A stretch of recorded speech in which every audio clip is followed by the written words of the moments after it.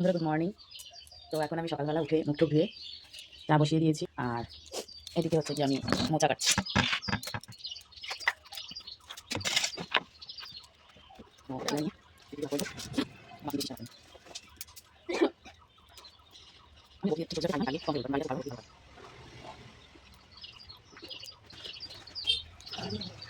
গিয়ে সকালে চা বিস্কুট খাওয়ার পরে দুপুর বলতে না, সকালবেলা যেহেতু আমি চা বিস্কুটকে পেটটা ভরেছিলাম, আর সকাল দুপুর বলতে গেলে মিডিলে ওই 11:30টার সময় খেতে বসেছি।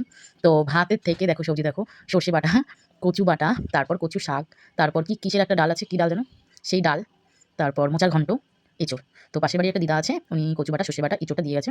আর আমার শাশুড়ি মা রান্না করছে ডাল, মোচা আর কচু শাক। তো সকালবেলা চা বিস্কুট খাওয়ার পর শেষ করলাম। আজকে ভাতের থেকে ছিল সবজি বেশি, মানে 6 রকম।